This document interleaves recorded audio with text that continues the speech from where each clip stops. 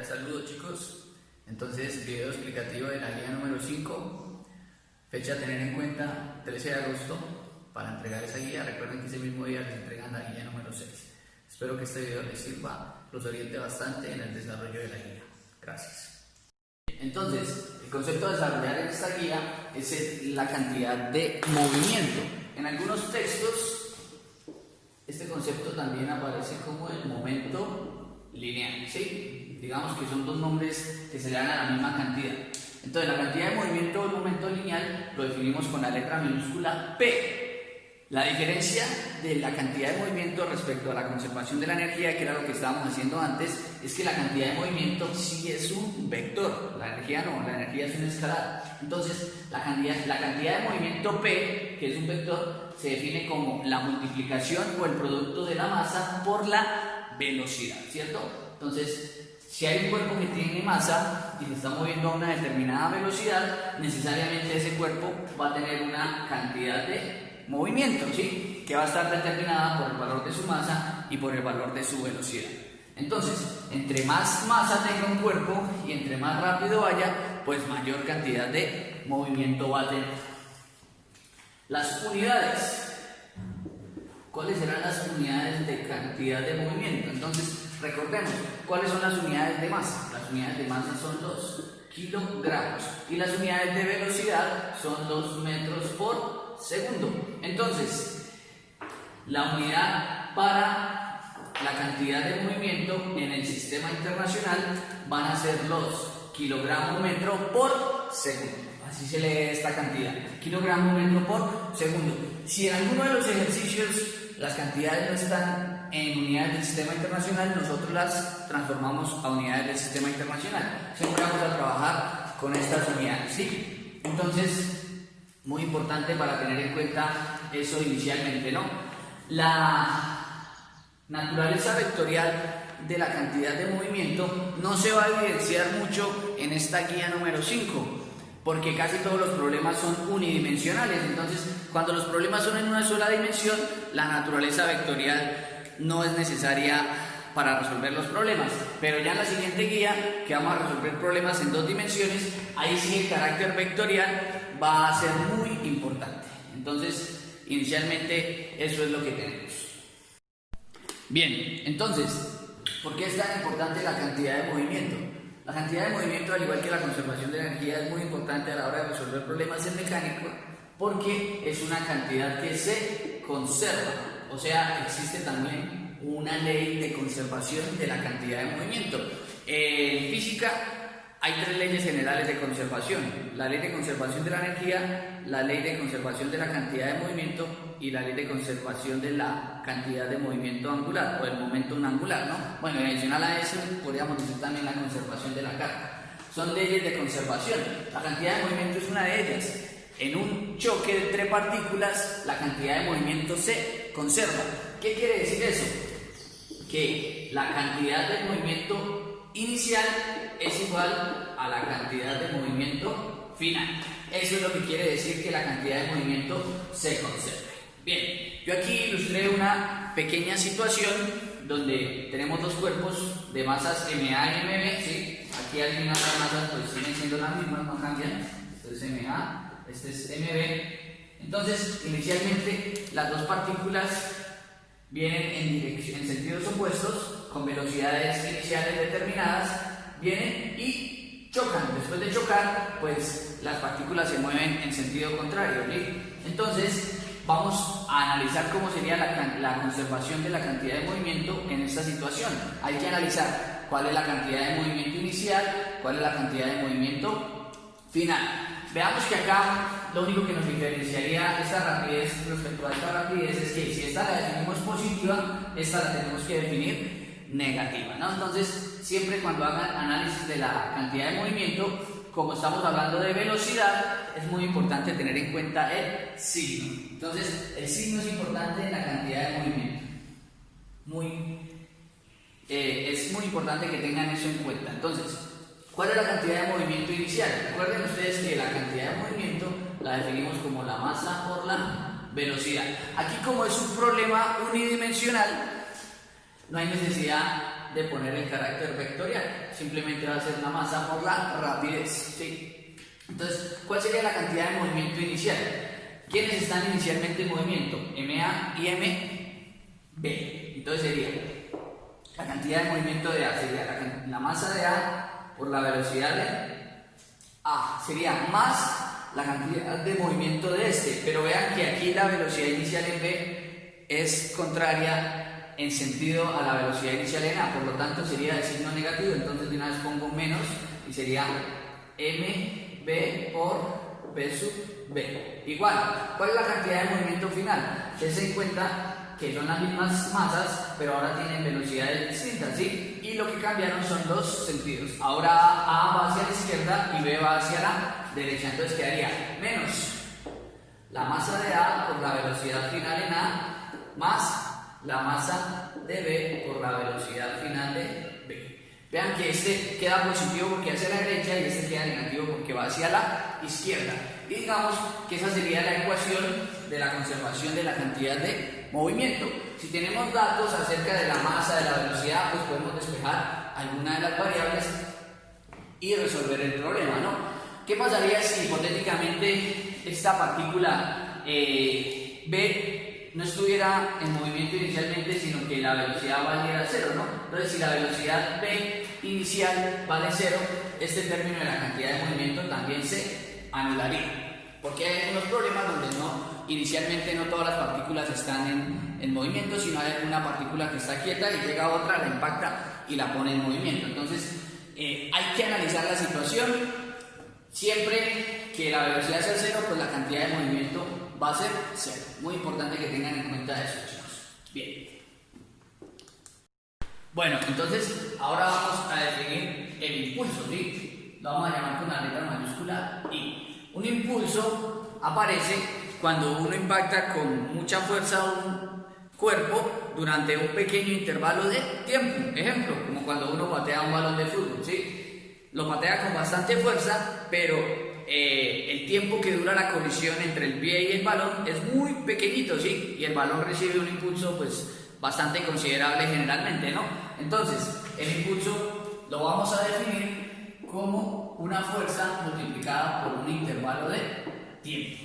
Fuerza por delta de t. Se supone que este delta de t o este tiempo, este intervalo de tiempo, es muy pequeñito, ¿sí? Los matemáticos lo llaman infinitesimal. Es tan pequeño que tiende a 0, ¿sí? Porque el tiempo que uno dura impactando el balón es de fracciones de segundo. Entonces, el impulso es la fuerza por el delta de t, ¿sí? Gráficamente, lo que ocurre es que viene acá, no hay fuerza, y de un momento a otro aparece una fuerza bastante grande durante un pequeño intervalo de tiempo y continúa, ¿sí? Entonces es una especie de función de ese estilo, ¿no? A esto en matemáticas lo llaman a veces una función delta, ¿sí? Porque es en un pequeño instante de tiempo que aparece la fuerza y ya después desaparece. Entonces es una especie de montañita ahí que se forma. Entonces, ¿cuáles serán las unidades de impulso? Entonces las unidades de impulso son fuerza por tiempo. ¿Qué unidades tiene la fuerza? La fuerza tiene unidades de Newton y el tiempo tiene unidades de segundo. Pero si ustedes recuerdan, el Newton era kilogramo metro por segundo al cuadrado. Y por eso está multiplicado por segundo. Este segundo que está arriba con este segundo de aquí abajo se pueden cancelar. ¿Y qué unidades nos quedan entonces para el impulso? Nos quedan kilogramo metro por segundo.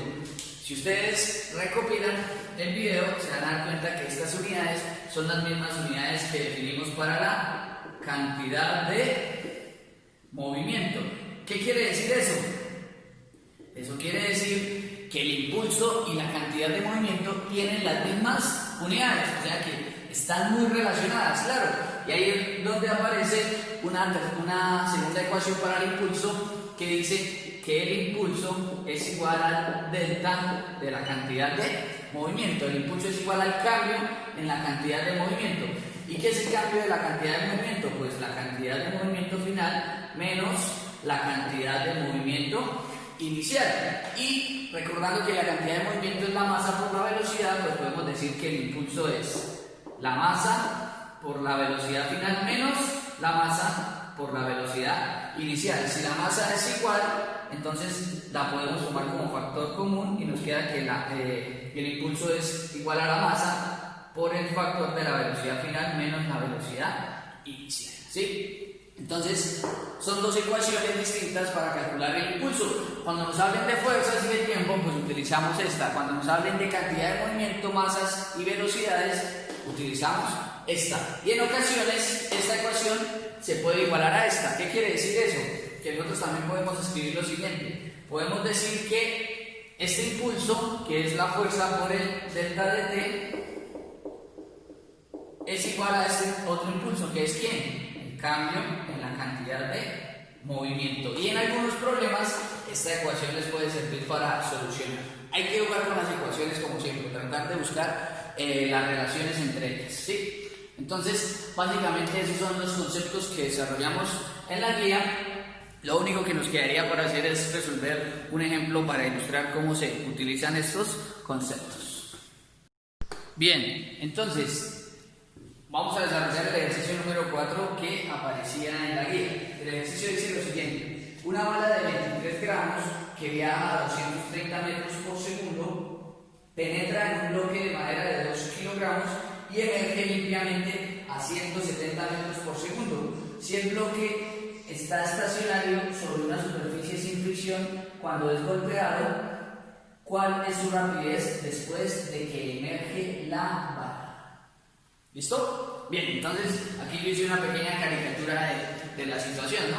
Yo siempre les recomiendo caricaturicen la situación, ¿sí? A veces uno ve el esquema gráfico y eso le da como una mejor idea para resolver el problema. Entonces siempre procuren caricaturizar los problemas, ¿sí? Hacer un bosquejo así sea mental. Si pueden hacerlo en la hoja, muchísimo mejor. Entonces, tenemos una situación que vamos a llamar una situación inicial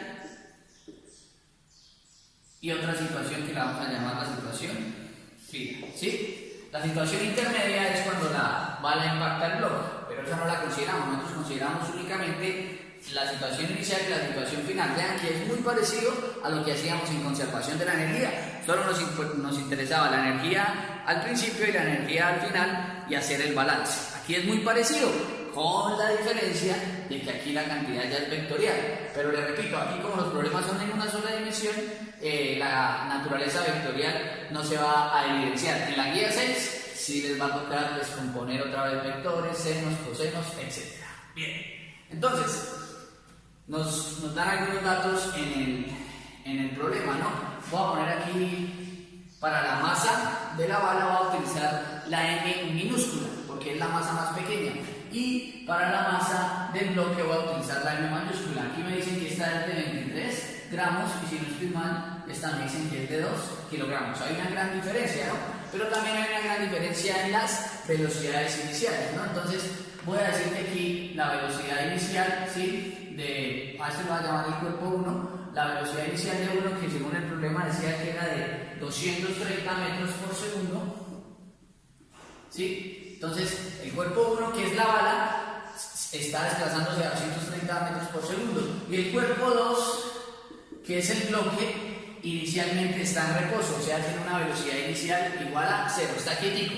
La bala penetra el bloque, ¿sí? Y cuando entra al bloque, comienza a impulsarlo. Lo impulsa por un momento mientras lo atraviesa y ya una vez la bala sale, deja de impulsarlo. Pero como ya le imprimió un impulso, pues el bloque va a seguir moviéndose. Bien, al final las masas van a seguir siendo las mismas. Este va a seguir siendo M y este va a seguir siendo M minúscula.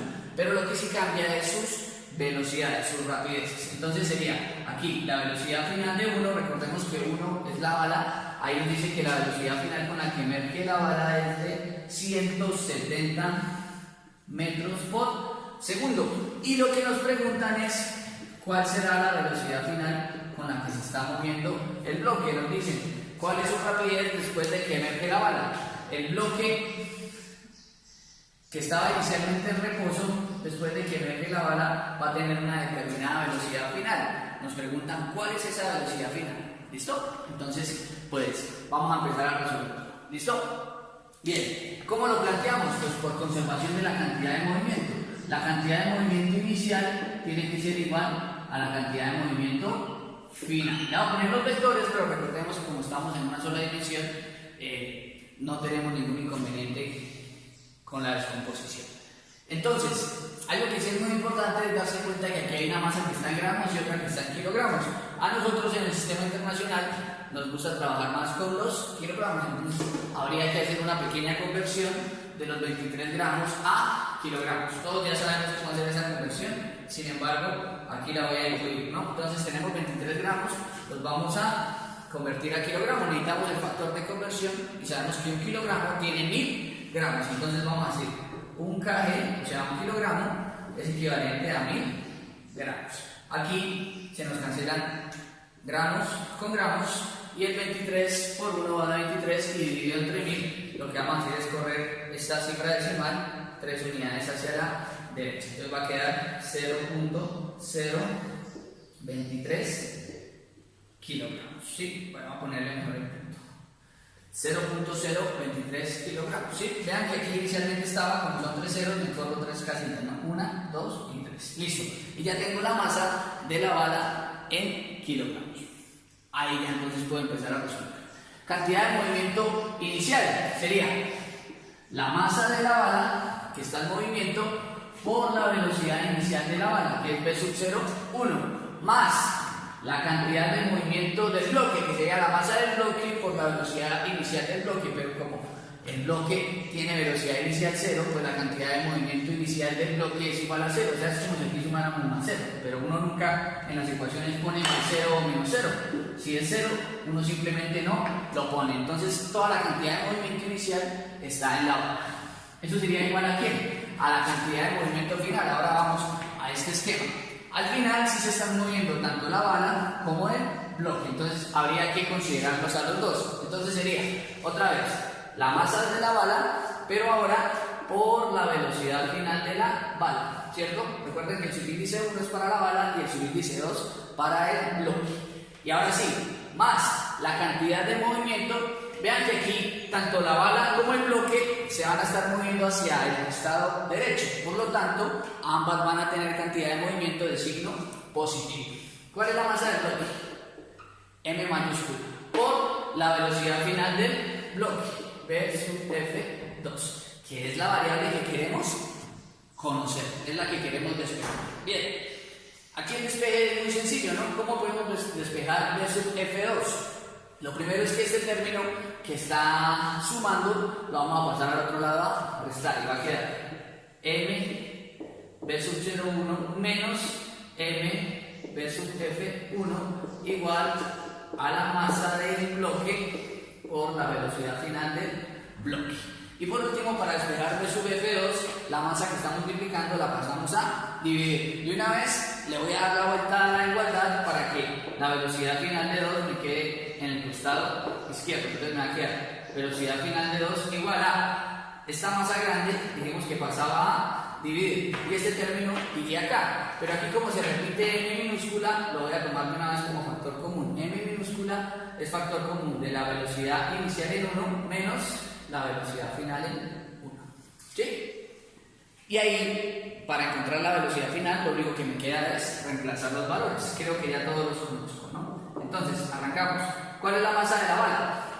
23 gramos, que transformándolo a kilogramos darían 0.023 kilogramos. Cerramos paréntesis, abrimos otros. Velocidad inicial de la bala. La velocidad inicial de la bala sabemos que son 230 metros por segundo, menos la velocidad final. ¿Cuál es la velocidad final de la bala? 170 metros por segundo. Dividido ahora entre la masa del bloque, y sabemos que el bloque pesa 2 kilogramos. Bien, de arrancadita, aquí como esto se está multiplicando y aquí se está dividiendo, de una vez podemos cancelar los kilogramos, ¿sí? Vean que estamos calculando una velocidad, ¿sí? Por lo tanto, la respuesta tiene que quedar en metros por segundo. Bien, y ya esto se convierte en un ejercicio para la calculadora, ¿no? Entonces, la primera operación que vamos a hacer es ¿cuánto es 230 menos 170? Si ustedes se dan cuenta, 230 menos 170 nos daría 60, o sea que sería 60 por 0.023. 60 por 0.023. 23 y eso nos daría 1.38. Entonces, velocidad final de 2 sería 1.38. ¿38 qué? Metros por segundo, y eso tiene que ir dividido entre ¿cuánto? Entre 2. Recuerden que los kilogramos ya los eliminamos. Entonces, por último sería 1.38 dividido entre 2, que nos daría 0.69. 0.69 ¿qué? Metros por segundo. Y esa es la respuesta o la solución mejor al problema planteado. La velocidad final que tiene el bloque después de que emerge la bala es de 0.69 metros por segundo. Claro, es una velocidad muy pequeña porque la masa del bloque en comparación con la masa de la bala es muchísimo más grande, muchísimas veces más grande. Entonces el impulso que le alcanza a suministrar la bala al bloque es muy pequeño, sin embargo lo alcanza a mover, ¿no? Bien, entonces con eso ilustramos cómo se solucionan problemas unidimensionales con la ley de conservación de la cantidad de movimiento. Espero que esta explicación les sirva bastante. También espero que me envíen la guía en las fechas indicadas y pues cualquier inquietud, como siempre, estoy dispuesto a solventarla. Nos estamos hablando, chicos, que estén muy bien. Chao.